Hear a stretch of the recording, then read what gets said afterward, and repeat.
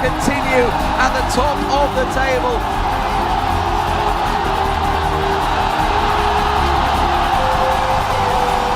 조별리그에서 또 C9이 실드팀을 꺾었듯이 충분히 가능성이 있다고 생각해요. Going into it, we're probably underdogs, but it's not impossible that we could win. Sneaky coming around after using his QSS. It's going to be Cloud9 to win this one. Cloud9 picking up a massive victory.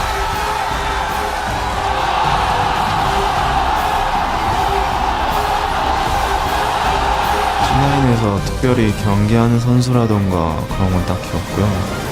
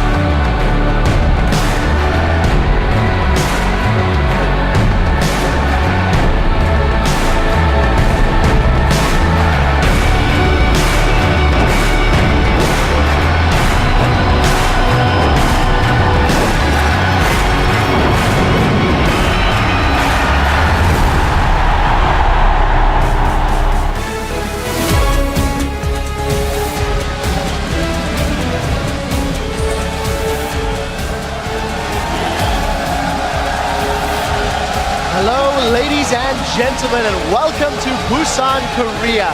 We're inside the Bexco Auditorium where the 2014 League of Legends World Championship continues with day 2 of the quarterfinals. 6 teams remain in this round of the knockout stage with their hopes for a title and the Summoners Cup on the line every single game. We saw moments ago Cloud9 entering the Bexco Auditorium ready for this series. Hyde following in Hart's footsteps and sporting his team logo on the side of his head. Thank you for joining us. I am Trevor Quickshot Henry, and manning the world's analyst desk with me once more are, of course, Mitch Crepo Forsballs of Evil Geniuses, Counterlogic Gaming's Peter Double F Peng, on-game netcaster Christopher Monte Cristo Michaels, and rounding out the table, David Freak Turley from the North American LCS. Gentlemen, it's great to have the band back together again, but before the singing and dancing, we need to talk a little bit about the 2014 World Championship and how it's being broadcast around the globe in 16 different languages in tandem with 24 broadcast partners in order to help us deliver the excitement directly to you. This includes the Chinese LPL team, who are working hard to provide the coverage for their audience. Very excited today, as well as Korea's on-game net, who are here to bring their own style to these matches, as you saw yesterday at the opening of the show. Then, of course, we'll also take a look at our caster team for today, D-Man, Joe, and Kobe, who will be casting today's Best of 5 series. And finally, rounding out the team, Shox will be providing an inside view as she talks to the teams. Right now, she's actually standing by with Cloud9's general manager, Jack. So let's check in. Thank you very much, Trevor. I'm indeed standing by with Jack to ask him a little about the huge matchup that's coming up for your team. First off, yesterday the game was perceived very much as David versus Goliath. How do you see this one? This is an exciting moment for us. This is what we've been working for the entire year. I believe that we're ready for this. Obviously, Samsung Blue is a very good team, but we've been working for this all year, and we're ready for this. You guys are ready. What for you is the key element of this matchup, a particular lane or player? I think all eyes need to be on Hai and Dade. It's going to come down to how Hai performs. If he has a good game, we're going to give him a struggle. You're going to give him a struggle. What were the final things you said to them? What was the mood like just before they came on stage here? They're confident. They're ready for this. They're excited about it, and we want to put on a good show for everybody. I'm sure you will put on a great show. Good luck. Thank you very much. And now, to get things started, let's go back over to the desk. Thank you very much, Shox and Jack. The quarterfinals, they did kick off yesterday with Korea's Samsung White taking on North America's Team Solo Mid, and White ended up taking the series 3-1. Just before we move to today's series, I just want to chat to you guys and talk about yesterday's series a little bit. Double, what really stands out in your mind about the games between White and Team Solo Mid? Well, NA really exceeded everyone's expectations, right? We all expected a 3-0 sweep from Samsung White, but TSM took them in Game 3 and almost took it in Game 4. They put up a really good fight, almost out-rotated them for the entire game, and just what a ridiculous show by North America. Yeah, I mean, TSM held up pretty well, but you can't understate how darn good Samsung White is. Individually, especially, they got the individual outplays. I like that when Pond 1v1'd Bjergsen over in Game 2, that Fizz vs. Ed matchup, he then repeated it with a dive when he had level 6 with level 5 advantage. And just the individual plays over and over and over. Samsung White, obviously an incredibly strong team. Yeah, that individual level of play actually translated into a little bit of a boldness in the following games, especially in terms of picks of ban. Let's recall Game 2. First pick top lane from TSM, coming out for Samsung White. The last pick Singe. While I think Singe is a good counter and was used well in that matchup, all the other lanes picked a weak bot lane. Pond decided not to use his purple side counter pick at all. I think every match he wanted to show that he could blind pick his champion on blue side and or even on purple side, and that showed in Game 3 where he picked a Kassadin blind and he got a little bit punished for that, especially after the brutal level 1. So Samsung White got a little bold. I hope Samsung Blue will stay calm, focused, and not make the same mistake. I hope so too. And even Samsung White, Mata, in an interview with Inven, a major Korean site yesterday, said that when asked why they lost Game 3, he said, well, we got cocky in picks and bans, and we weren't concentrating during the level 1. So says enough. Yeah, it does. It is a problem the team continues to suffer from. Guys, thank you very much. Let's take a quick look at the championship bracket after that result was locked in and see how it's shaping up. With that victory, Samsung White will move on to the semi-finals. They'll face the winner from today's match between either Korea's Samsung Blue or North America's Cloud9. On Sunday, it's a China versus China affair as Starhorn Royal Club and Edward Gaming face off once more, with the winner facing either Korea's Najin White Shield or China's OMG. And that will, of course, be the final series in our quarterfinals on Monday. Yesterday's matches did give us some incredible world's big plays to look at, so we're going to see who you guys were tweeting up a storm about. Our first one comes from game number 1 and featured Mata and his insane hooks. At King Nosehair, great nickname, tweets, Mata, that hook was amazing. Mata cannot be human. He can't be. This was your number 3 world's big play. Bjergsen's gonna get knocked away. Does he finalize the kill? The ignite's there. The exhaust lasted so long. Mata with a godlike hook from over the wall to save Pond's rear.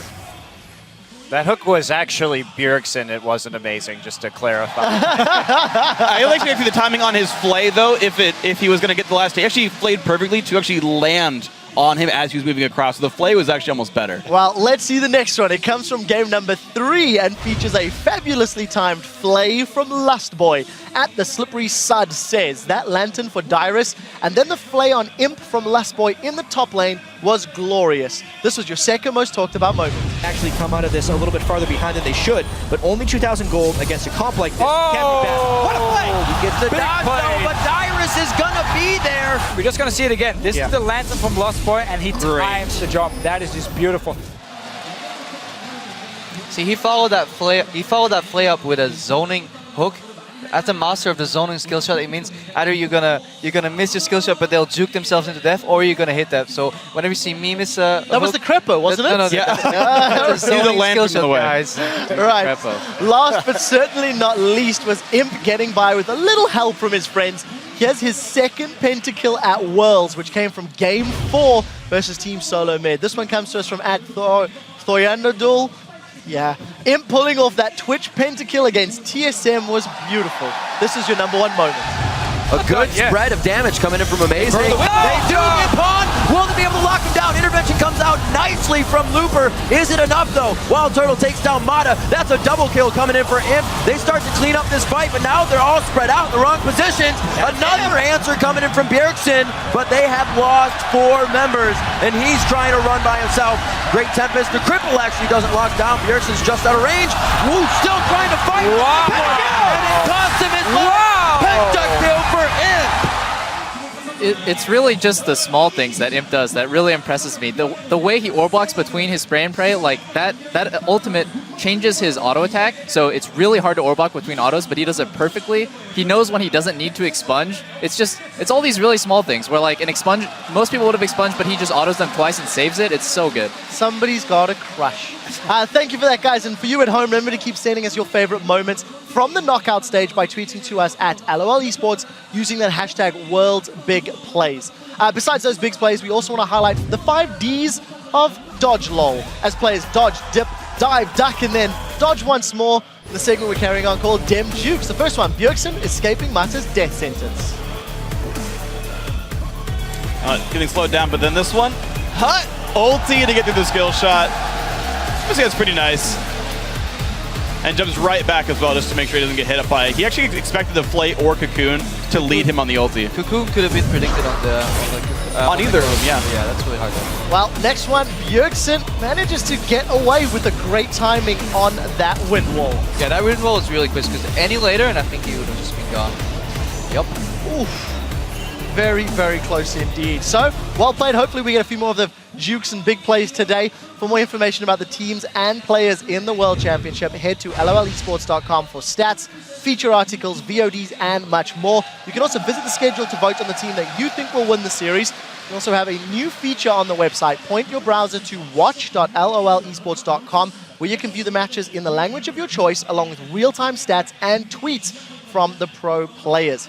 We'd also like to find out on Twitter and ask you guys to answer a question for us. What's been your favorite moment from Worlds so far and why? Think about the group stage, think about the knockout stage. Crepo, tell me what really stands out in your minds. See, if I think back to yesterday, one of the most beautiful plays I've ever seen in League of Legends has to be that like 3-buffed in game 2 that Samsung White pulled off because it wasn't pre-planned, it was reactionary. TSM invaded their blue buff, they defended it, then took TSM's blue buff, got their own red buff as well, and then Amazing came back all the way to their blue buff, and because that play went down the way it did, TSM lost their teleport, but White had it. They had teleport advantage, used it on Looper to come back in for a kill and just clean up that fight. And that was, reacting to an invade is good, holding a buff is even better, but getting 3 buffs and a teleport play kill of that was just really beautiful and showed why they're one of the favorites to win this tournament. Top 4 team at Worlds already. Yeah. Freak, what's a moment that stands out in your mind? I really loved the Kaboom versus Alliance upset. That was a great moment for me because I had actually the privilege a year and a half ago of casting a Brazilian upset at IEM Sao Paulo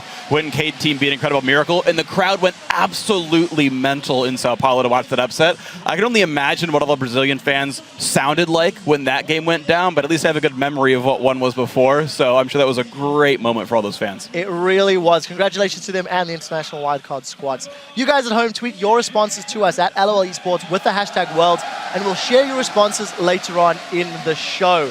Now we are set for our first game of the series as Korea's Samsung Blue faces North America's Cloud9. And this game marks round 2 battle between Korea and North America here in the quarterfinals. Let's start by talking about Samsung Blue. They come into this match with a 5-1 record, dropping only that single game to Fnatic in dramatic style.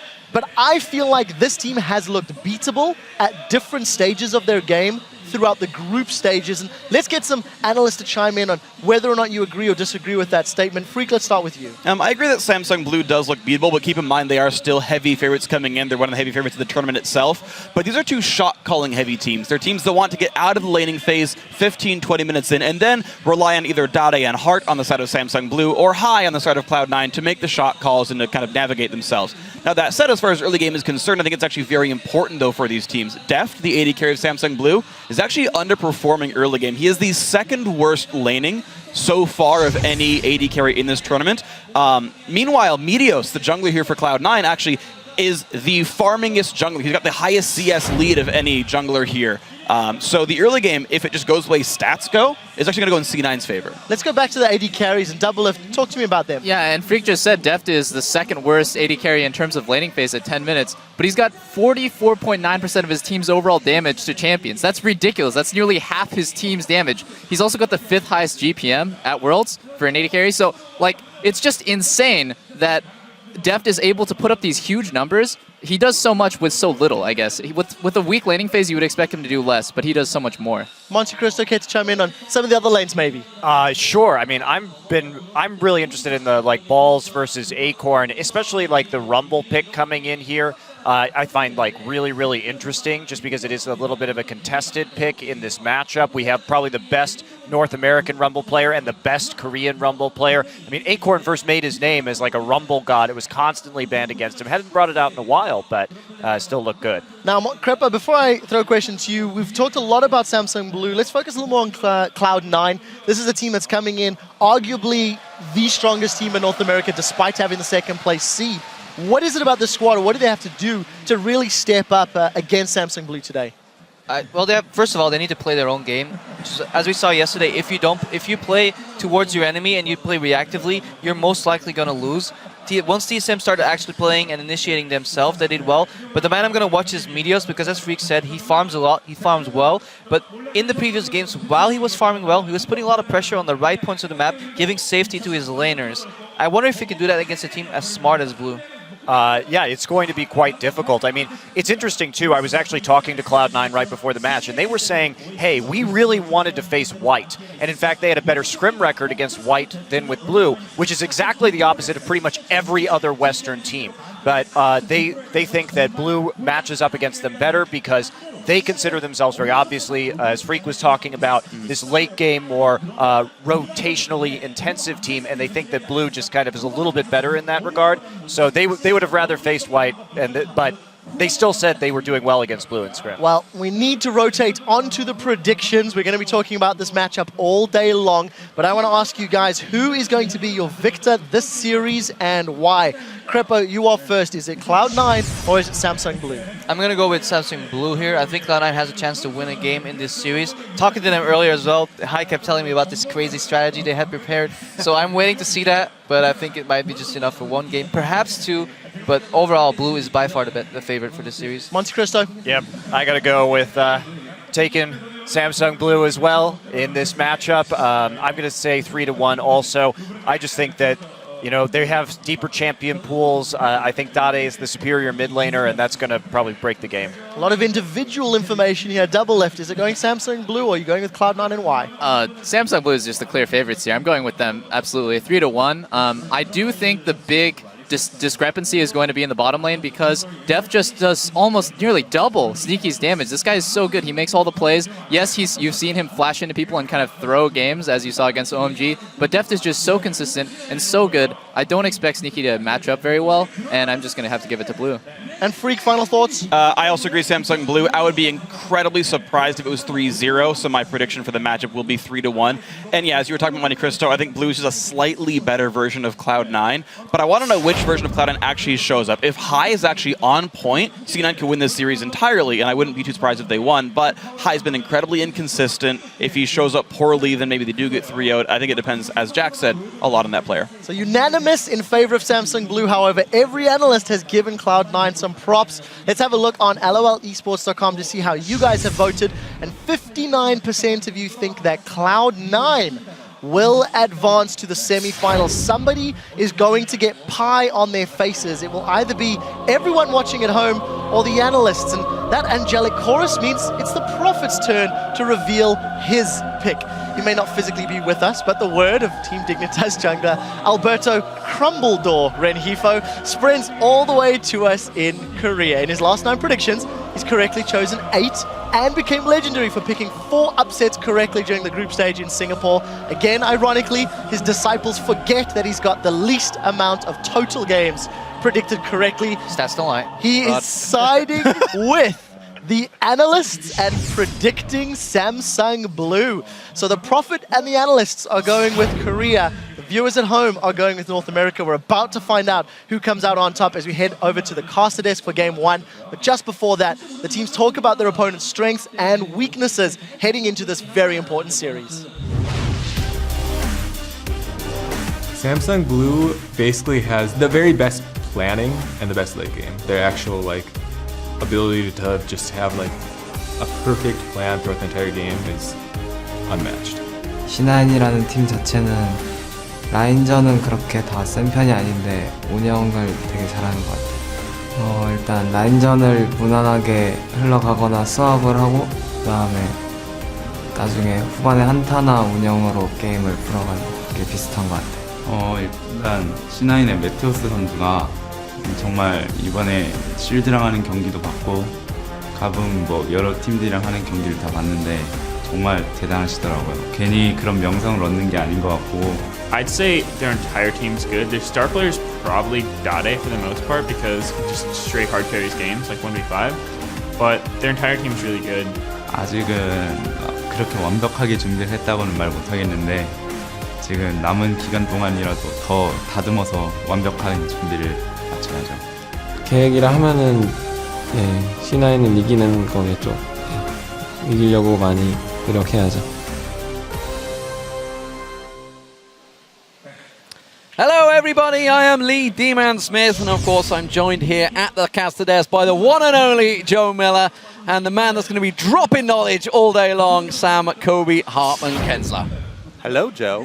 Hello, D-Man. We've got some, I mean, the Worlds has been amazing so far, right? And now that we get to the quarterfinals, we saw TSM take a game off White yesterday. I think that set the stage here, and a lot of people are thinking Cloud9 might just have something special for Blue. You got a little taste of upsets and you want some more now? I do. A lot of big Cloud9 predictions. have a pretty good chance. A lot of big predictions for this game. Of course, you just heard what the analyst does. They were all going with the Koreans in the end, but given a lot of hints to Cloud9, we'll see how it goes. Let's get these games underway, ladies and gentlemen. Let's get straight to the starting lineups for this match. Starting out on the blue side, it was top of the table in the group of death, Samsung Blue. Of course, that means in the top lane, it is Acorn. Spirit is in the jungle. Dade, he says Cloud9 is no issue for him in the mid lane. Deft as the AD carrying, doing all of the damage for the team, and Hart alongside him on support. And of course, on the red side, representing the North American LCS, coming in here as seed number 2 and already claiming a win against the Korean side in the groups, it is of course Cloud9, with Balls in the top lane, Meteos in the jungle, High in the mid lane, Sneaky on AD carry, and Lemon Nation on support. And what a game this could be. Of course, we need to look at our featured matchup for this series because it will take place in the mid lane where Dade will face off against High. Right, and so Dade, he plays a bit more defensively, but he still posts early game CS leads, while High take more risks, and he's been a little bit less consistent. But this matchup isn't even really about the lane matchup. It's about how both these guys are shot callers and playmakers for their teams. They call Dade the general for a reason. He completely changed this team when he joined them, bringing with him a huge focus on team fighting. Meanwhile, High is also a huge playmaker for his team, often risking his own life for team engages. Plus, he's been leading Cloud9 since the very beginning, before they even qualified for the LCS, and with shot calling like we saw in the game they won over Naj and White Shield to secure their spot here in the quarterfinals. I also feel there's going to be a lot of pressure on High himself. I mean, we heard Jack, just before we get into this, say it's all going to be about High. And when, you know, your team manager says it's all about you, son, you've really got to perform.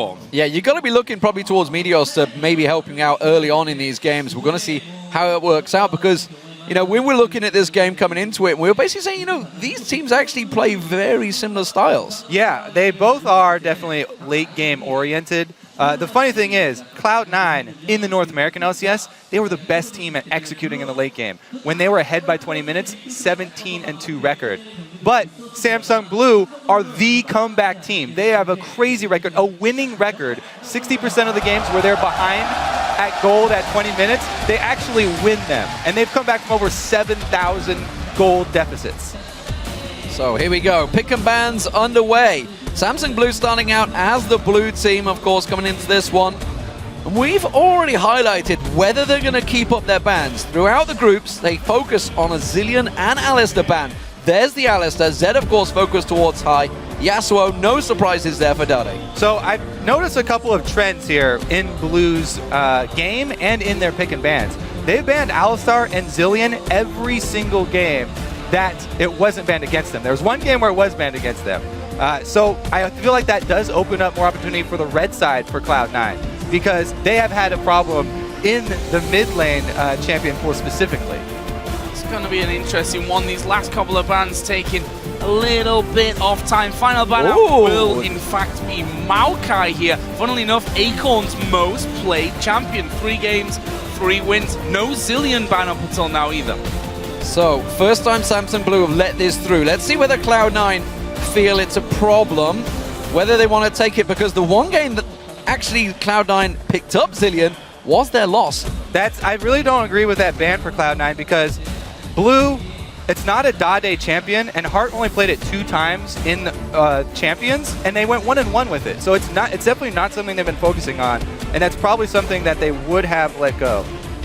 So, first pick here coming in then for Samsung Blue will be for Heart, and it's going to be Thresh, a champion which so far in Worlds, 2 out of 2 wins. Back if you look at the OGN season and their playoffs, he played 4 games, won all of them. A big pick here, first of all, for Heart. Yeah, 31 assists on that in those 2 games, which is incredible, really. When you think of the group that they were in, the group of death in there with Fnatic, OMG. At the moment, we are seeing, well, okay, so Bulls. Rumble was available, and they've gone with Rise. This could be a mid-rise, but chances are that's a top rise. And Meteos, he's got his hands on his Kha'Zix. So far, I think this picks and bans is going fairly well for Cloud9, considering they're on red side, and they usually have a really hard time on red side, because taking away Thresh as a first pick is not really a take away from Cloud9. Lemon hasn't even played it in the group stages. He really prefers the backline disengage supports, Janna, Morgana, Nami, and locking in Rise 4 balls early and Meteos' crucial Kha'Zix that he can farm on are 2 really high priority picks here for C9. So, on to Samsung Blue, then they will take Tristan here for Deft. Actually, the first time that we'll see him play that in the World Championships so far. And if you look in towards OGN, only played it a couple of times there as well. Elise will be the pick for the jungle then. So Spirit, this will be his second game, won the first one. I mean, they only lost 1 game throughout the whole group stage, so sample size not huge on that one. Really surprised by the Tristana picked up here for Deft. He's been really preferring the Twitch, Kog'Maw, and Corki. You know, the only ones he's played in groups, and the top 3 from Champions as well for him. He's talked about how much he loves these skill shot champions like Corki and Kog'Maw because he can continue to thread in poke as he's moving around these team fights. It's one of the reasons why he can squeeze every last drop of DPS out of his champions, because he's constantly throwing the skill shots in between attack moves. So it's really moving into what we suspected for this team. Whoa. Syndra being locked in for high. That was, of course, let through. We wondered whether that was going to be picked up by him. And Lemonation actually getting on one of his favorites, the Morgana pick. Yeah, that definitely has been a Lemonation special. I mean, during the North American regular season, it was a champion where he put tons and tons of games on. And this C9 matchup right now is looking pretty AP heavy, but they do have a big AD threat jungler. So it's going to be decently balanced in that end game, and they have a lot of pick potential with both Syndra and Morgana locked in at the same time.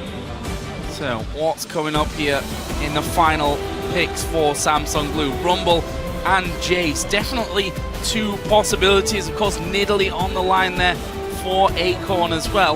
We'll see if he ends up locking that one in with that Jace with the mid lane. It will be mid lane Jace here for Dade. We did, of course, see Samsung White play Jace as well yesterday. Poking for days here, I think. Yep, in the mid lane there, he's going to match the range with range. So for the late game, Blue have pretty good range, but really this Nidalee is kind of an anomaly here for Blue.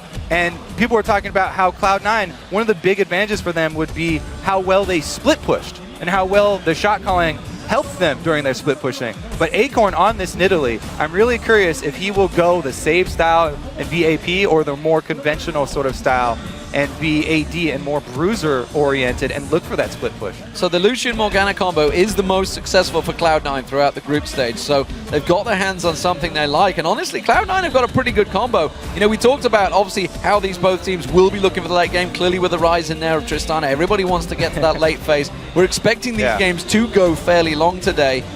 But Cloud9 have come out pretty well in this. Yeah, I mean, while Blue have an edge in the late game scaling for AD carry, Cloud9 do have Rise and they do have Kha'Zix, who both outscale their counterparts. So this game is going to be a lot about what we wanted it to be about, the late game shot calling from both teams, and you know, which way do Samsung Blue want to go with this Nidalee?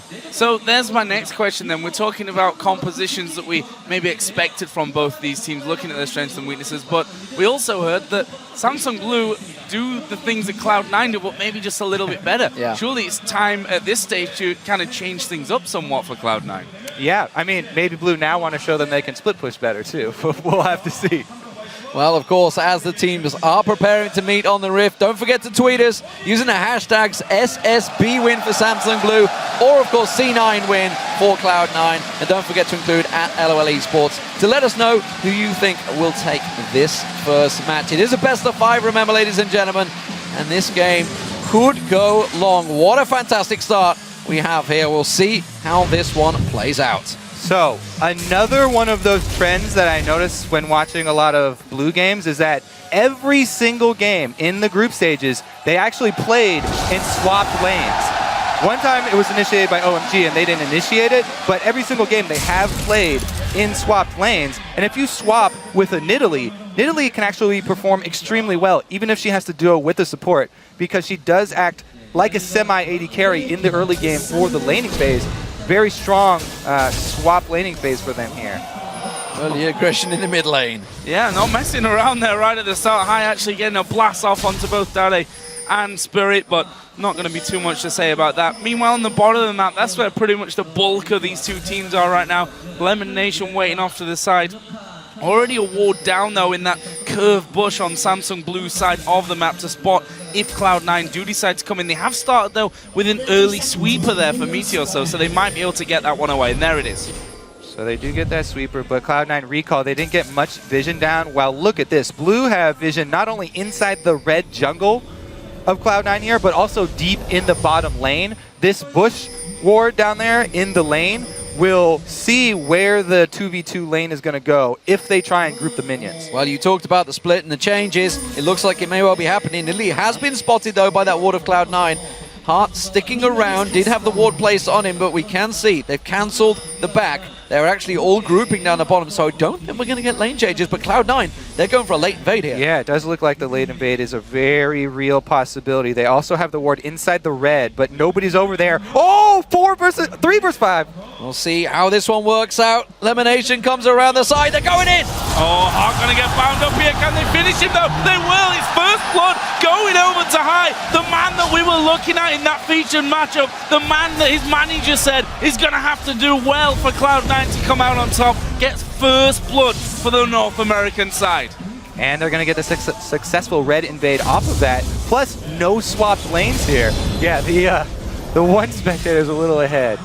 We got it fixed up, though, all lined up here. Balls does have to use his teleport, so that's the one thing here. Oh, no, Acorn had to use his teleport as well, so Cloud9 completely winning this early game. Very, very strong push from them, even though they had less wards down. Spirit, though, not going to go unanswered. He comes around, he will take himself the red buff, so it's going to be 2 buffs for both junglers. Starting out well, of course, that kill, that's the important thing. Going too high. We'll see when he goes back how he spends that gold, but getting a start early on, it's exactly what Jack talked about in that interview. Build high up. Oh, a lot of aggression on this top side already. Acorn not messing around here, and Ball's going to go pretty low. He dodges that spear, though, and pretty crucial to him being able to stay in that lane for now. Obviously, does have pots to work his way through. We'll see how this one all works out with Nidalee having that heal, of course. Could be a problem for Balls as they once again go aggressive on one another. There's the pounce in. He's got the minions. Flash from Acorn. That trinket ward inside the lane bush from Balls was brilliant. Good thing he had that thing back up. Allowed him to win the trade. And we also want to point out that Nidalee is AP with the Doran's Ring. Spirit's gank not going to work out for them. And Balls got vision on him. So all around, very, very good start here for Cloud9. Now Meteos also has the opportunity, since he saw Spirit up top, to go for some jungle invades and see what he can take away from this blue team. Yeah, Spirit still spending a lot of time up there as well. And Meteos, like you said, coming in, gonna take away that. Oh, spear landed on Balls, but Balls is at full health now. Up level 3, he's gonna get himself a big wave. So Samsung Blue, this is not working out for him. Both of them standing on top of that ward. Balls is well aware of this. The thing is, he's got to know there's a ward in there, because Balls placed that ward while he was fighting with Acorn. This is just a completely hilarious the minions went up. That gave it away. There we go. You gotta wonder, I mean, that's clearly big nerves between them. Meteos, he's going in for death on the bottom. Death's at half HP as well. The damage is there. They're gonna switch over to Flash comes out. The binding misses, but it doesn't matter. Sneaky's gonna pick up kill number 2 for Cloud9. So a great aggressive early start from Cloud9. But remember what we talked about in the beginning of this game. The stats for comebacks for Blue They are used to playing from behind, and now they're going to be in that position again. So Cloud9 will see if they can hold up and execute a game on the world stage, or if Blue are going to be able to claw their way back in late. There is a massive difference building in that bottom lane. Sneaky way ahead right now of Deft, of course, just being forced out of the lane. Also got forced back as well. Has come back without buying, so he's still only at half health down that bottom lane, but we see Sneaky has gone back, got himself the pickaxe early on along with the longsword. And there is, that ongoing debate between on the analyst desk of Double F and Kreppel about the Lucian and Tristana matchup. But this one is obvious that it's going to, from this point on, definitely go in his favor. And that's a huge thing for an early game, because the top laners had used their teleports already. So if you can gain control of the bottom lane this early in the game, it opens you up to warding the dragon, and then you can time aggression on the bottom lane and go for an objective afterwards. High with the pick. Hard face checking straight in there. High will find this one. He gets his second kill. The shock blast comes through, but it is unanswered. And as you mentioned, this could indeed be the dragon. Sneaky's just gone back after buying. They're going to take everything away from Samsung Blue's jungle. Beat them early. That's how it worked for Fnatic. Can Cloud9 do the same? Well, looks like they're just going to invade the red side. They don't want to press it too hard. I guess the dragon would be a little overzealous since they didn't quite have vision on Spirit. Take away again, red side jungle. Spirit himself actually was on the top side of the map, and he's going to come around the back of Bjergsen. Bjergsen, he just turned up. Pi, obviously, who plays for Cloud9 in the mid lane, if you didn't already know that one. He's also 2-0, by the way.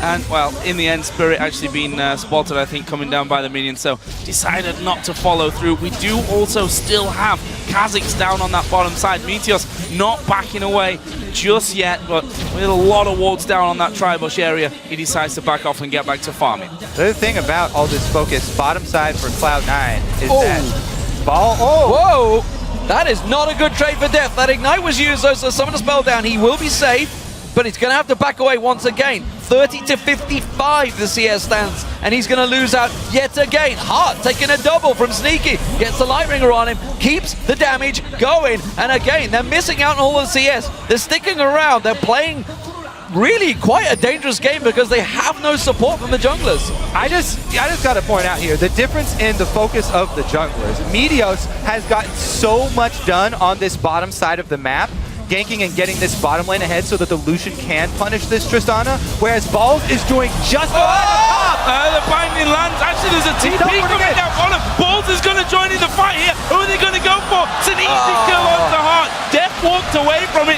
but they're already on that tower now. The fourth kill for Cloud9. They did see Jace coming through, but thanks to that D ward, they can just back away, no problems, and go to Dragon. Yeah, so Balls wasn't really necessary for the kill, but it does mean they have to take this Dragon now because Acorn is left up top alone with the top turret. And Cloud9, they do get the zone off the bottom lane once again. So experience going to be lost for the bottom lane, while this Nidalee split push might become an issue. Already with the Sheen Rush, he should be able to take down that turret fairly quickly. Cast your mind back to last year, the Season 3 World Championships, where Koreans were dominating the lane phase. Right now, Sneaky has almost double the CS of Deft. This is unheard of stuff coming into these quarterfinals. They are really taking it to Samsung Blue, who themselves had, honestly, despite a 5-1 record in groups, a pretty shaky group stage. They were close to losing a couple of those games. Of course, they did lose the one to Fnatic, so they have been shown. And Cloud9, they've already beaten Najin Whiteshield, so they have the confidence. This is very different to yesterday's quarterfinals, where TSM were going in scared in their quarterfinals. Cloud9 are very much on their game here. Incredible start for them, and 2,000 gold to lead. That turret did go back, of course, for Samsung Blue. The first one, actually, of the game that will fall, just to keep that gold that bit closer. But we can see right now the wave in the bottom lane is all up on Sneaky's tower. He'll quite happily tank those minions and keep this lane frozen. Means Deft really has nothing to work with here. Yeah, let's take a look at the side lanes here, because Deft is sitting on an Avarice Blade with Tristana under-leveled. Balls is up top, getting collapsed on with no turret, so he's probably dead.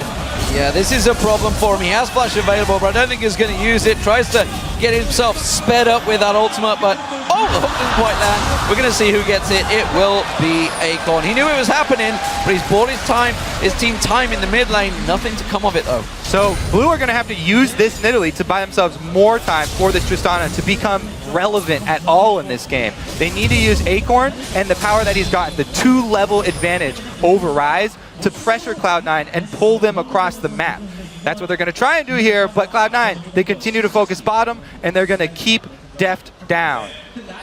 This could be very dangerous. Support and jungler waiting off to the side. There was a ping from Samsung Blue inside of their own jungle, despite not having much vision of that one. They will use that. Yeah, a flash early on then from Heart. And they obviously thought they were in there, didn't know exactly how many or who exactly was in there, so deciding to take the safe route out, but that leaves him open. It means they definitely can't defend this turret. Sneaky gonna throw the entire culling down. All of it pretty much hitting Deft there. He's gonna take the tower, and now Cloud9 closing in. Oh, High's going to get caught out. He's going to try and turn the damage around. The hook down High. High in trouble. He goes down. He gets himself a kill at the end. Another reactionary kill comes out. Sneaky's the one that picks it up, and it's Cloud9 that are backing up in a 3v3 situation. Acorn chases, but it's still a 2-for-1 to Cloud9. What a ridiculous ward and a hook right there. We're going to have to take another look at that replay because he caught High right after the flash. That was spectacular for Blue. But again, that was only one kill to get back for the team and another trade here. Meanwhile, Balls is getting farm up top, so he is evening up that CS. Wherever Blue move, Cloud9 are still taking something here. And I just want to point out, we talked so much about Deft did 50% of his team's damage. All right. Look, get that point and come back to it because there's another replay. So they already had this ward down. Oh, my goodness, he flashed into that hook, it looked like. Woo, right on point though, so they were able to trade, and that was the mid laner down. But again, they drew the teleport out also after the kill was already there. So Acorn left up that top lane. Balls has caught almost back up in CS now, which is really important for this Rise to get past the mana building phase. Yeah, he's got that Catalyst and Tier on there, so he's starting to build up. And the fact that they are leading early on is only going to help him out here because it takes the pressure off Balls, and he's happily to sit and farm in. He's going to go back down the bottom lane. You can see Acorn. He's going to be a problem on Nidalee, no doubt about it. We saw, of course, the usage that Balls himself used on Nidalee in the group stage where they almost got that tiebreaker game to work for them. High, though, got to be careful. Heart swinging, catches one again. Hook coming in, there's three of them there. I fear for High. He's going to go down. No problems for Samsung Blue to pull that one out, and they instantly start moving here. Is it going to just be about vision for now? They know that Balls is down on that bottom side. They've got vision of Sneaky on the top side. I think they've spotted Lemon Nation as well. This is at least going to be a turret for Cloud9 on that top side. Balls, there's the hook. No, he goes wide. So now he's got to know he's in trouble. He's running out of there. He should be okay, but that will give a trade in turrets. Cloud9 had taken control of the top side with Sneaky, with their strongest player on the team, but bottom side, Blue, oh, they don't go for it. They just go for the steal away. Deft is hurting right now. You can see he's trying to take away the walls, trying to get in towards the Wraith. He can't even get there because Cloud9 are cutting him off. He will get himself a big wave this time around, so that's going to gain him a chunk of gold, but he is way behind right now on Sneaky, who himself, with that Brutalizer already in there, Infinity Edge, not far off, is going to be very strong. We're only 40 seconds away from Dragon. I think Samsung Blue have to give it up. Yeah, they would have a really hard time contesting it. Really what they would probably try and do is split again with a try to create pressure somewhere else, because Cloud9 right now, Sneaky has so much flat attack damage and the Brutalizer. This Lucian does so much more than a Avarice Blade Tristana at this point. They don't even want to try and meet up. They just keep Deft split pushing and trying to farm while they slowly lose mid. Oh, middle tower is going to go down. Dragon up in 15 seconds. We did see the recall from Spirit, so he's going to be healed up to get back into this fight. Balls is recalling, but he's got a teleport. Sneaky's recalling. He's obviously got no teleport. Deft is in that top lane as well, though, so a little bit of a janky setup here coming towards the Dragon. So pretty much all that Cloud9 have to do for this Dragon is send Balls up top because he has his teleport, and then go down to the Dragon with everybody because they can easily establish vision control. Like we said, they have the long range snare potential with Syndra and Morgana. If they gain vision control around this Dragon, it's very hard for Blue, being too far behind, to do anything about it. So they send Balls up top. There it is. They have the teleport advantage, and they should be able to gain control of vision. At least hard attack. That is not what they needed. The culling goes down. That catches on. Any man manages to take down Hart, so it's a 1-for-1, but the mid laner down is a big deal. It's only a 20-second death timer right now, but they're going to run towards this dragon. It is a very, very risky playstyle for Samsung Blue, though. Well, you can see Ball's sort of hesitating there, hiding in the bush, but now he's going to show in lane. So Cloud9, pretty much they're just trying to zone off Blue here, so they don't try anything too sneaky while High is down. All they have to do is buy time for High to get back up, and the same is still true. They have their teleporter top. They could still set up vision control down here. But man, Sneaky is really showing up today. He is shining through. And there's a reason why people during the regular season of the North American LCS were talking about how he could be one of the contenders for best AD carry in North America, having hit that #1 spot on the Challenger ladder.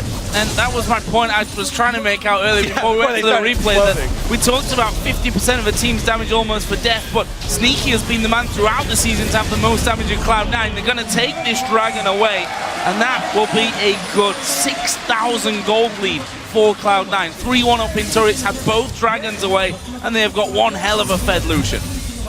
This is going to be an interesting one. We saw how Deft was affected by that loss against Fnatic. Currently, he's still way behind on Sneaky, and it's causing problems because, as you said at the start, you know, Acorn had this big lead over Balls, but that's gone because they've had to try and gift all of the CS across the Deft, and Acorn is now actually being caught up by Balls. Balls himself just gone back to buy, get himself the Source Boots, had the Rod of Ages earlier on. And now he's starting to hit his power spike. He's slowly getting there, slowly building up. He's just had time to free farm. Yeah, this Rise is going to be really, really scary towards the late game here. Cloud9 have a very, very strong hold on this game right now. And it's, again, that's why it was so surprising in the picks and bans why Blue decided to go with this Nidalee pick. And then they have built her AP for the team fight, but her team fight scaling AP Nidalee is nothing compared to this Rise. Wow, that is a big vote. 87% of you going for Cloud9, and well, look how far they are into Samsung Blue's jungle right now, looking for the catch. Blue did ping that side of their own jungle. They've got no vision there, and the wise thing to do would be to stay away as Sneaky. Wow. And just chunk down Deft to half HP. And here comes Sahai. That's not a trade that they can win. Oh, he got this time, finally gets out of the hook. Hart does not catch it up. Darty caught down. He goes down. Balls gets the kill. The Cloud9 keep pushing on the tower. Oh, they've got Deft. Oh, Deft's going to get burst down. Here comes Balls from the back. Elimination comes in. They managed to find a Acorn. Hart goes low. This is a whitewash. Hart will fall off the ace. It's going to be a purple kill for Balls. An ace for nothing for Cloud9. Clean ace right there, but they're all so low, and the death timers are so low that's this early in the game that they just recall. Whoa, that was ridiculous from Cloud9. And this is, again, all right, let's take another look at it, though, because Lemon Nation, the more Ghana, sets up the pick, and he leaves the scene. But Paul's just walking over there, too. Dade continues to base check the bush that he just got hit with a binding out of. All right. Then there's a stun from High. This is why we always talk about Syndra's Siege potential, because her long-range stun, you can catch people unawares even while they're defending their turret. And a beautiful dive from Cloud9. Meteos living with a sliver of HP. Balls just on cleanup duty in the back there. Gets himself 3 kills, pounds himself into the lead in that top lane problem. And now a real problem emerges for Samsung Blue. They're behind in every single lane coming into this one. They can't get close, and Spirit's gonna find them once again. He gets caught. Oh, good shock blast though. Sneaky taking damage. What a very, very good lantern there. Completely caught the camera off guard as well. Hart pulls Spirit to safety. All right, so now Cloud9 just got to establish vision control around this Baron. They have cleared out a good amount of it. Sneaky little Deft down here in the bottom is getting CS while this happens, though. Lemon Nation was still waiting around the side there to try and get it. I think this tower's gone, is it? No, Dade backed away from it. Balls steps up forward and they decide, no, can't do that. Deft will, however, get this bottom outer turret. So that's a bit of goal back for Samsung Blue. And Acorn and Hart actually moving towards the blue buff, which honestly, there's no vision there for Cloud9 on their own side of the jungle. So they're going to lose out on that. Yeah, Blue do a good job. A little counter punch here, trying to take back a little bit of the ground that they gave up to Cloud9. Bottom turret as well as a blue steal. But there's that vision around Baron. It's super early in the game, so Baron does a tremendous amount of damage. compared to the damage output of your team. It's really hard to start it. Oh, they're sneaking around the side. They're looking for those long-range snares. Here comes trouble. High's going to go in. Can he land the stun? Flashed out of by Dade. Spear also lands on balls, and Samsung Blue run and skitter away. But Spirit's been separated. They're going to give chase. Oh, Meteor's Hunter ulti is going to catch on. The voice box catches. They got him. They're going to get the slow. He's going to have to go across towards Baron. Oh, the Duke. Beautiful Duke, but he can't get away from Sneaky. But Samsung Blue, they still get that mid turret down.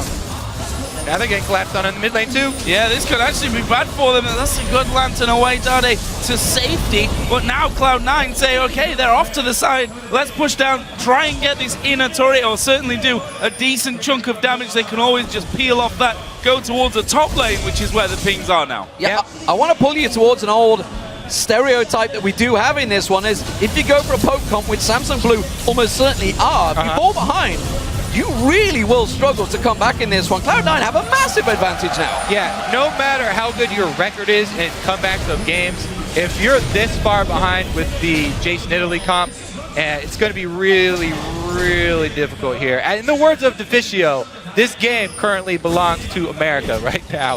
Cloud9 with a pretty good hold over game one. I have to say, though, they were uncharacteristic sort of picks here from Blue once again. So maybe, coming out in the first game, they wanted to try something a little bit different. Cloud9 with a huge, huge answer. Oh, could this be trouble? Pink ward goes down. They spot the AD carry off to the side. Oh, that's a quick repel from Spirit, but he's coming down on top of them. Can they finish him once again? Hart takes him out. Put Balls at the front. He's going to get the blow before Hart He's alive. off Hart. Balls lived that. Death, everything on him. One more hit. It's going to go so low. The Ignite's got him. He's going to go down. Bang! Lemonation gets the kill, and Cloud9 are just turning it on here. Samsung Blue, they can't react. They can't react quick enough. They are cleaning up this game. Cloud9 with some beautiful plays there. Lemon going in for the Ignite to secure the kill. And that was the only way they were going to secure it too. So Cloud9 going to take the Dragon right off the back of that one, pretty much controlling the entire map right now. Now they need to push up a little bit more with the vision control. They already have control of the blue side, which is where the Baron is. Oh, so that's the important one. High almost getting the stun there onto Acorn, and we've just gone past that 10,000 gold lead now for Cloud9 over Samsung Blue. And what a way to start a best of 5. This will really pump Cloud9 up. You could also argue that it'll really pump Samsung Blue up as well.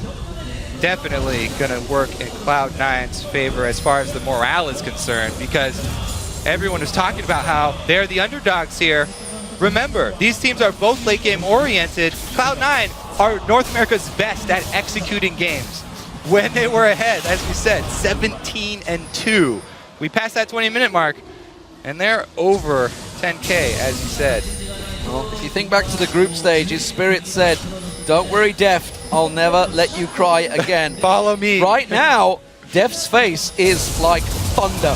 Absolutely stone-faced. Acorn just about getting away, and again, they're having to collapse, they're having to group, they're having to do anything to keep Cloud9 off them. High's going to get himself a big chunk of gold in this top wave.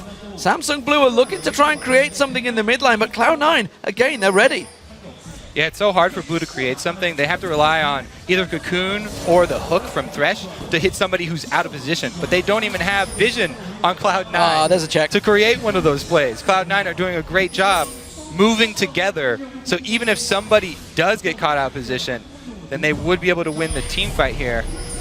The massive amount of item advantage that they've accrued. So that ward there next to Baron, pretty crucial, Yeah, I'd say. that's a good one. Just outside, they see that Cloud9 aren't doing it, so they're never going to face check through the first pushes towards that Baron area. That, however, was a good shot blast. And I think Spear combo, both of them hitting there to bring Lemon Nation down to basically no health, which gives Samsung Blue now a bit of respite and may allow them to get back over towards the Baron area, clear out a lot of these wards that were put down by Cloud9 on that last little hold. Cloud9 have got to be careful they don't get drawn into trying to bait out this Baron for too long here, because it's going to get let Samsung Blue slowly in. You can see those spears, they're going to get stronger and stronger. You can already see Deathcap nearly completed now, so he's starting to build up his power.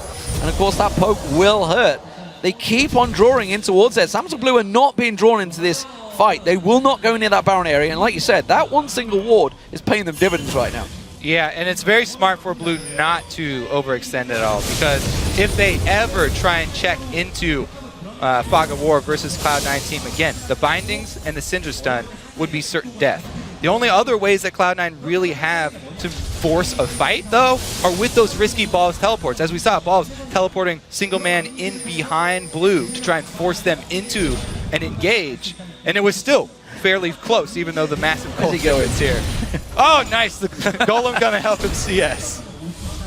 That's always nice. Bit of backup for High, thanks to that blue buff down on the bottom side of the map. We did see that ward again being put down by Samsung Blue outside or just around the corner from Cloud9's pink ward, which means they can keep a vision on that area, and actually they are going to go in there and clear out that pink ward. So they've actually got more wards down in that area of the map, one inside, one outside now, meaning 2 pink wards or scans going to have to be used by Cloud9 to actually get control of that. Slowly but surely, Cloud9's pressure in this game is starting to wane a little. Yeah, Cloud9 only have 1 pink ward down and none in inventory right now. They do have all sweepers off of cooldown though, so when they do get everybody back to purchase wards and then take control of this Baron area, they can sweep it out. They are slowly losing control. Every time they wait, every time they dance around, they keep getting caught out. High goes in, they catch on towards Spirit. Oh, the Colin! Isn't enough? One more shot from the Colin. Gets himself the kill. Has that opened up anything for Cloud9? Can they try and make this count with the top laner down? Amazing Collins time after time here from Sneaky. The almost max range final couple of bullets that come out of that, securing him his 7th kill of the game. 7-0-3 now. They're going to start off the Baron. There are 2 wards that have got vision here though for Samsung Blue, so they know this one's happening. Can Lemon Nation keep them away from this Baron long enough? They pull away. Risky stuff here. Cloud9 are low on hit points. The Balls is still getting hit by the Baron.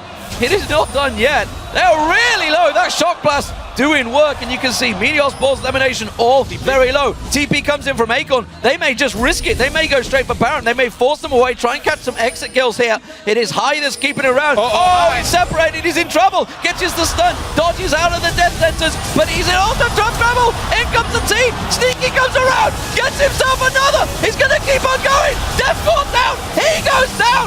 Meteors gets away, leaps to safety, and Cloud9 does another kill. Balls in the back there. He might just fall into Acorn. He's burning. It flashes away. Gets out of it, and it's a triple kill. Acorn's alive, but it's going to be a quadra for Sneaky. He finishes off in style with the Culling, and they're going to go straight to Baron. Sneaky is a ridiculous beast this game. He is completely carrying the weight here. And Cloud9, as we said, it was going to be kind of hard for them to force something. They can juggle it. They can still juggle the aggro. Dodge the green! Dodge the green! They live, they get away! And wow, a Baron ace and for 1 death. Even with Cloud9 being so far ahead, it was still going to be hard for them to force that issue. And what they do is sort of bait Blue here in a very, very, very risky bait. Cloud9 relying on the Zanyas though for High, and Sneaky comes in for the cleanup. He does so much damage. Watch him rip through this team. Meteor's even able to hop away from the repel so he doesn't get taken down. And again, there's that Balls teleport into the backline. His Catalyst upgrade as well, gonna start healing him right at the very end. Woo! This was just stylish at the end, like, oh, I've got no vision in that rush. Well, guess what? I got the Culling. Get another one. And Cloud9, after taking Baron, gonna go down, get themselves a Dragon as well. And they are so far ahead now in this game. They've got to start pushing with this Baron buff on. You can see that Samsung Blue trying to set up something a little bit sneaky down on this bottom side of the map, but he doesn't have to go for it. High catches out Dade. Where's the ultimate? Not quite in range for it just yet. He's going to keep chasing down though. He's going to have this one surely. High a little bit slow, but he does finish off for another kill. 40 seconds spawn time here for Dade. This is at least an inventory. Slam dunk on Dade. Can they keep on pushing? That's the question. It's currently 6-4-8 for High, and Dade said, Cloud9, they've got nothing for us to worry about. Well, they damn well better be worried right now because Cloud9 are dominating them in game 1. Death Instance doesn't land. Cocoon doesn't land. Meteos pushes them back, and again, the tower is taking damage. The first inhibitor turret will go down, and it's Cloud9 that take it. That is going to be the inhibitor as well, yeah. Cloud9, if there is a team in North America that can notice these patterns from Blue and punish them for them, this is the team to do that. And they did such a magnificent job this time around. Wow. We said that Cloud9 had a chance in this one.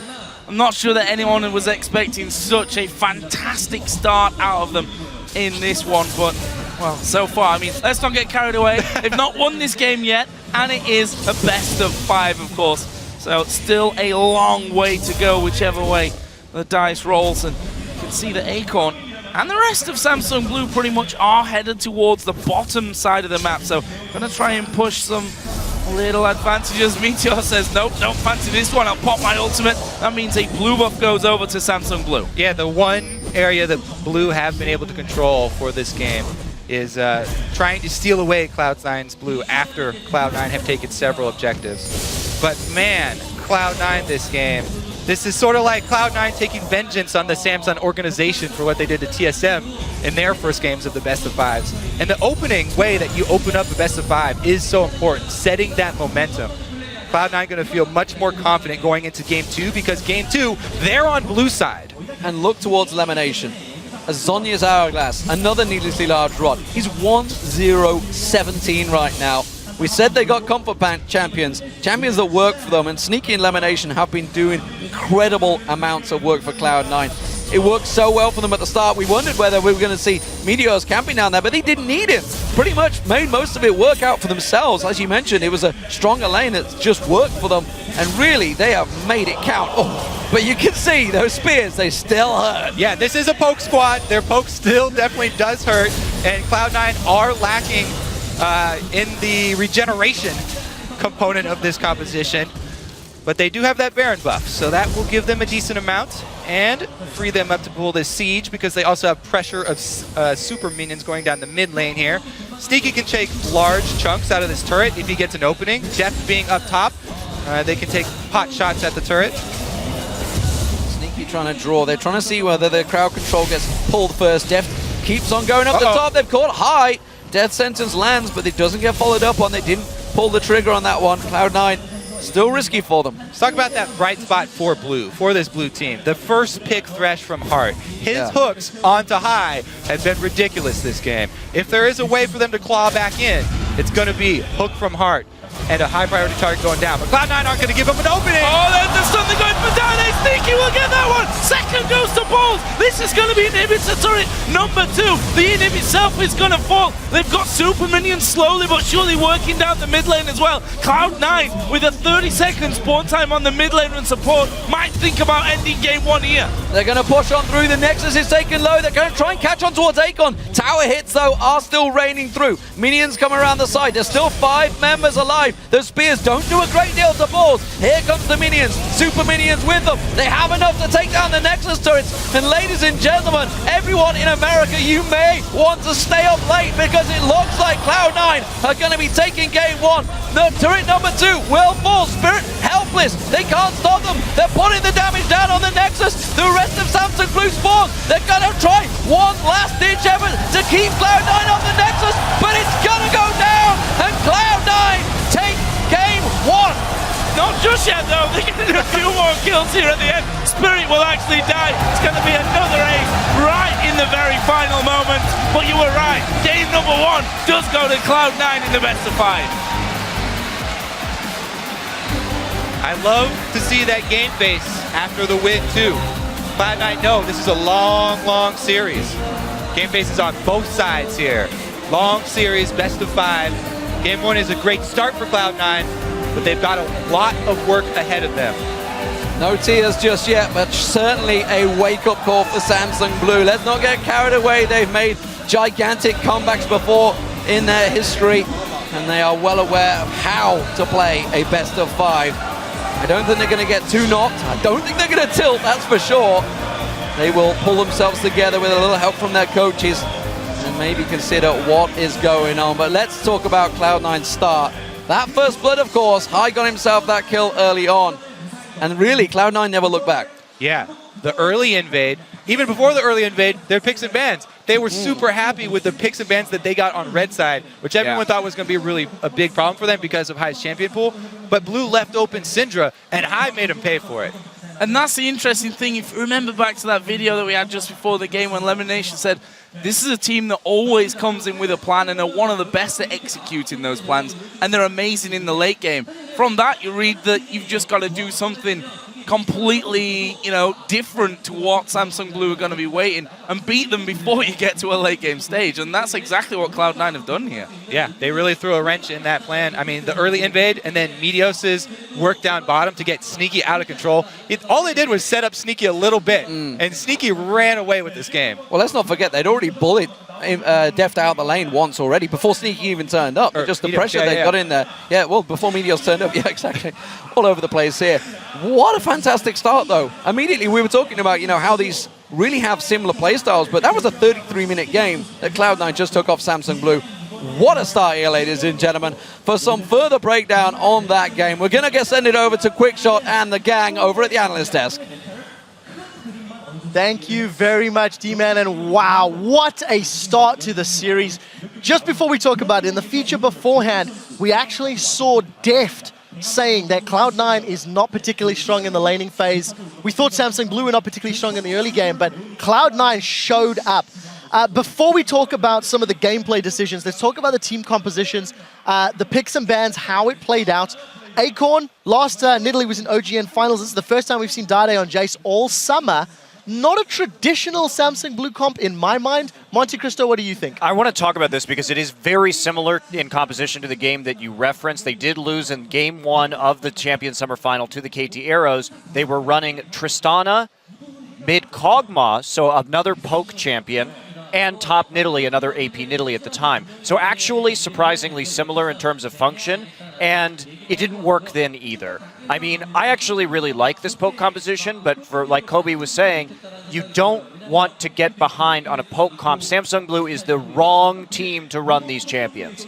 Yeah, especially when you think about what's been happening. Deft has continually been losing lane. They let Sneaky get Lucian, and they let Syndra, which is the premier North American lane bull. You do your research, you know these are coming out here, and they're going to push these people around the map. I want to talk about that because I was so wrong when I said that Deft was going to outperform Sneaky. I mean, just number-wise, he should have. But this game, Sneaky just absolutely carried that game. There's no doubt about it. Matchup, though. So, it's a 50-50 matchup.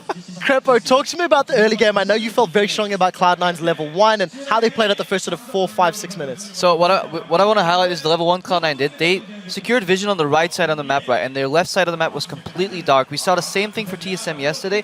However, the difference is Cloud9 realized that if they want to get 2 buffs, they will have to invade the enemy red buff to secure the enemy red and their blue in return. And that smart adaptation was just what won them the game. Yeah, they got lucky that they met Samsung Blue coming into them at the same time, but they realized otherwise if we don't do this, we can get 3 buffs just like the SMS yesterday.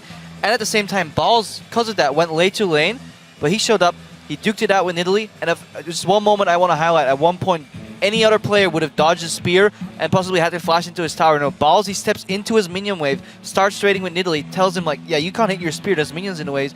This forced Acorn to like jump into the minion wave, then realized he would lose that trade and flash out. So Balls took a losing trade, stepped into his minion wave, won that trade so hard. Acorn didn't realize it because he went into the minion wave, took so much damage, and burned his flash for it. And then after that, Jungle showed up and wasted even more time.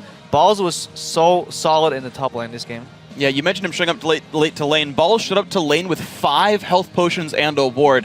What I love was at level 1, he wards his own Tri-Brush, knowing that Spirit owns that side of the jungle. He knows his own red buff will get taken, at least will be level 3 right behind him, and that ward's already there on time, saves his trinket for level 1 later. And again, yes, takes losing trades at level 1, because the dude's got 5 health potions. He's going to win the long run, and did so. So let's look at Cloud9 individually. I think every single member stepped up this game. I saw very little mechanical misplays really from their members. Let's pull up the first replay that we've got. It's a 1-for-1 in the mid lane. I'm going to throw this one to Double just to talk me through it. But one thing I want to highlight is in the early game, Heart was really the only member of Samsung Blue securing those picks and kills. Roll the clip out and talk me through this double. Yeah, he was also the person who was dying the most, but this is just a pretty good hook. Hai should not have been in this position because he knows that his team has dragon control, so he shouldn't be here. And Samsung Blue is making a desperate play, but Sneaky makes it actually a 1-for-1 when it shouldn't be. Samsung Blue should have definitely tanked the culling right there, but definitely Hai's mistake. They should have trade killed. They should have gotten a dragon for free and potentially gotten kills for free. Samsung Blue was making a kind of a desperate play in the right side mid. All right, we do have a lot of content to cover, so I'm going to speed this along to our second replay. Let's pull it right up on your screen. Cloud9, they asserted dominance. They completely gained map control, and this is around 17 or so minutes into the game. Roll this clip out, and it's going to lead to a Cloud9 ace, but guys on the desk, talk me through what Cloud9 is doing. It's really smart here. Well, I mean, it's just that deep pressure right there. They called the rotation coming into the bottom lane because they're confident that they already have that pressure onto the turret. And now Ball just coming in immediately from behind. Deft gets slammed right there by the Syndra ult. I'm not sure why Samsung Blue is staying already. Dada got caught. They know they're getting collapsed on 5v4. At that moment, you leave, and they stayed. Cloud9 just did the right thing by splitting them up. As a poke comp, if you get flanked once, you're going to lose the fight regardless. All-ins they work later in the game, but they're very tricky to pull off on Cloud9 side. But flanking them, deep vision control, breaking open the lanes into two. Blue's composition wasn't good enough to defend all lanes at once, and I think C9 exploited that really hard. You have to wonder what Deft was doing there. That was some sweet like double lift positioning, because he just like randomly walked up, got Cinder Stun, and instantly died before anything happened. So the middle game slowed down a little bit. I think obviously Cloud9 got so much of a lead, it became insurmountably more difficult to continue that sort of role. We do have one more replay that was the final nail in the coffin. Let's pull this one up onto your screen right now, I think, and then we can discuss the more macro level of this. Freak, you were quite excited about this play. So I really like this because Samsung Blue honestly did an amazing job of holding on despite their deficit. They kept poking in from the fog of war. At this point, actually, there's no vision for Cloud9. Hai actually doesn't see that Hard is coming around. He has no idea that they're coming around the Baron pit, and I feel like Hai actually kind of baited himself, but the rest of the team only balls recall, so he can TP back in. The rest of the team says, we're low, but okay, we'll fight with this health bar deficit. Two of them are very injured. So roll the clip out. Hai just finds the first guy he can hit, and he's just kind of got to blow his cooldowns and hope it works out. Good dodge on the hook, but he's just kind of trade 1-for-1 with a good Zonias. The team shows up, though, and Sneaky is gigantic at this point, which makes the fight a lot easier. And you're just going to see Samsung Blue try to kite out, but at this point, the Rise TP's coming in on the flank. Spirit can't do enough damage. Again, all of this at this point is gold lead. But what I want you guys to look for is how low the health bars actually get on Cloud9 by the end of this point, which is how darn good Samsung Blue is that they almost win the fight with this deficit. Now, right here, Acorn doesn't see Sneaky, and he face checks into him. The other three members are in ward vision, and so Acorn actually, big misplay here to die. He could have poked out the Baron. Sneaky made a good play to catch him, of course, but that was actually an individual misplay by Acorn. So Cloud9, really impressive. Monte Cristo, I mean, this has stunned, I think, everybody watching. Nobody expected that level of performance. Samsung Blue, is this something they will bounce back from? Is this something that, you know, is going to cost them later? What's your thoughts? No, I mean, they've lost first games of best of fives before. They're very comfortable in this situation. I don't think we're going to see another poke-style comp out of them. I'm wondering why they did it again. This is a mistake I feel they made against the KT Arrows in the Champions Summer Final, running almost an identical composition. And it's questionable. I'd like to see Deft kind of get back on some more of those skill shot AD carries. Double lift? Next game, I'm definitely looking for Samsung Blue to try to exploit any weakness they see in Cloud9. Honestly, there are very few. Top lane, Ball's playing amazing. Meteos playing amazing. Bottom lane, just absolutely crush Samsung Blue's bottom lane. The only problem I can tell is Hai's positioning. Sometimes he'll get hooked and die, and he'll put himself in dangerous positions. So Samsung Blue just needs to capitalize on that. Blue will be purple this time, so I don't see them ban out one jungle and pick up the Kha'Zix, because they should have prioritized Kha'Zix over the Thresh, as we talked about it on the desk off screen here earlier.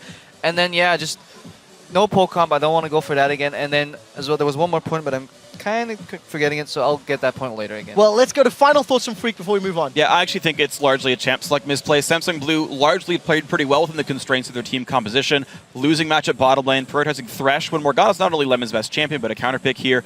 Get off the bad early game AD carries, or just freaking lane swap it like they're prone to do in the first place. Get out of laning phase, and Samsung Blue can play Samsung Blue. Actually, that's interesting. Probably the first time we've seen Cloud9 lane swap all game. All right, final thoughts. Yeah, the point was, watch out for Lucian. Don't give Sneaky Lucian, and if you give it to him, as exactly what Freak said, lane swap away from him. All right, we do need to move on, guys, and take a short break when the explosive action will continue in the next game between Cloud9 and Samsung Blue. That happens at 3.5. You guys don't want to miss it.